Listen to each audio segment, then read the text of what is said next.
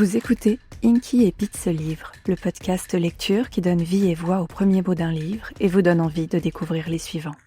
En ce mois de janvier 2026, ce sont vos meilleures lectures de 2025, vos Inky Pete, vos Wishky Pete, qui se livrent pour créer et illuminer ensemble l'Inky Pete de 2026.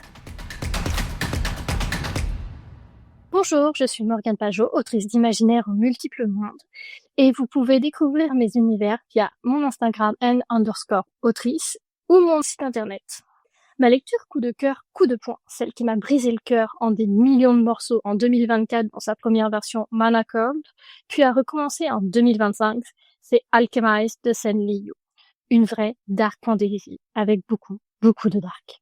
Je pourrais faire de longues dissertations sur le pourquoi il faut lire Alchemize, mais Inky et Pete m'ont sommé de faire court. Et ils ne badinent pas avec ces choses. Enfin, surtout le remède entre nous. Je vais donc être brève. La plume de Sen est incroyable, immersive, magistrale, et sublime un livre nécessaire à notre époque où tout le monde tend à polariser la pensée en deux camps, blanc et noir. Alchemize rappelle que le monde est gris, du gris de toutes les nuances possibles, encore plus en temps de guerre, même si oui, là je vous l'accorde, on frôle beaucoup l'anthracite très foncé.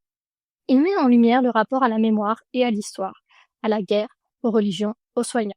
Il parle d'amitié et d'amour, de loyauté. C'est un livre qui nous pousse à penser, réfléchir, se questionner, se remettre en question et surtout être plus empathique. Et ce, sans romantiser quoi que ce soit, ni qui que ce soit, sans atténuer la cruauté. Ce livre est une nécessité. Place au Wishky Pete. Elena se demandait parfois si elle avait encore des yeux. L'obscurité qui l'entourait était insondable. Au début, elle avait cru que si elle attendait suffisamment longtemps, une lueur finirait par apparaître ou quelqu'un par venir. Mais elle avait eu beau attendre, rien ne s'était produit. Des ténèbres sans fin et rien d'autre. Elle avait un corps, elle le sentait l'envelopper comme une cage, mais malgré ses efforts et sa détermination, elle ne parvenait pas à le faire bouger. Il flottait, inerte et sans réaction, sauf quand il était secoué brutalement par les décharges. Des chocs électriques la traversaient depuis sa nuque et la faisaient se contracter violemment de la tête aux pieds. Ces spasmes repartaient aussi soudainement qu'ils étaient apparus. C'étaient ses seuls repères temporels. Ces décharges avaient pour objectif de veiller à ce que ses muscles ne se détériorent pas complètement pendant l'état de stase. Elena se souvenait de ce détail. Elle avait été placée là en tant que prisonnière. On assurait sa préservation et, un jour, quelqu'un viendrait la chercher. Au début, elle avait compté l'intervalle qui séparait les chocs électriques pour calculer leur fréquence. 1 seconde à la fois. Il y en avait 10 800. Les décharges revenaient toutes les 3 heures, sans faute. Jamais la moindre variation. Puis, elle avait tenté de compter les décharges. Mais alors que le nombre grandissait régulièrement, elle avait arrêté. Elle avait trop peur de savoir. Elle faisait des efforts pour tenter de se concentrer sur d'autres choses que l'attente. Pas sur l'infini, pas sur l'obscurité. Comme elle n'avait pas d'autre choix que de patienter, elle s'était fixé une routine pour garder son esprit alerte.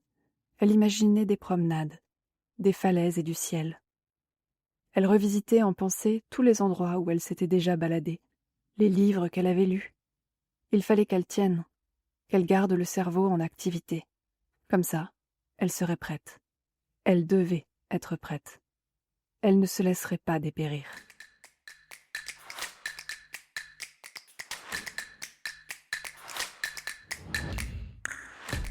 Pour 2026, je vous souhaite une année riche en expériences fabuleuses et en lectures inoubliables.